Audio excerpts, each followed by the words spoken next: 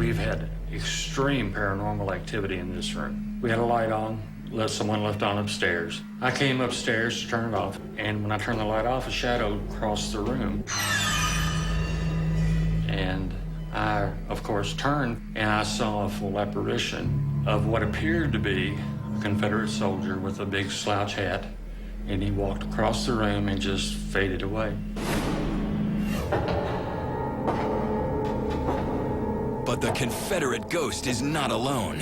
In the 1860s, death came again to Octagon Hall. This time, it took the life of a young girl named Mary Elizabeth. She is the most active entity in the house. She is always looking for mommy. In fact, my wife will not come into the house. She is terrified of the place. She's had her hair pulled and her clothes tugged. Afraid of bumping into Octagon's girl ghost?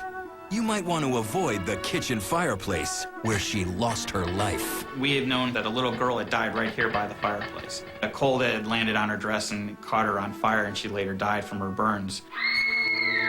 We're sitting here, and we heard the creaking noise of the pot hook here by the fireplace. And as we were watching it, it gave us quite a startle.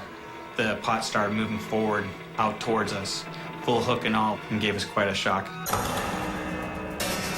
We had an individual that was here as a volunteer, and he was sitting in the dark. The door opened, and an apparition appeared of a little girl. We assume it's Mary Elizabeth, and just stared at him for, he said it seemed like an eternity. And she faded away, and I was outside at the time, and he came bolting out of the house in tears and said, I can't go back. And it took him 5 or 10 minutes to even tell me what happened. He will not come back into the house. He refuses to come back into the house. Wanted, one volunteer for a very scary home. I believe that the Octagon Hall is haunted, yes. With every inch of me, I believe it's haunted.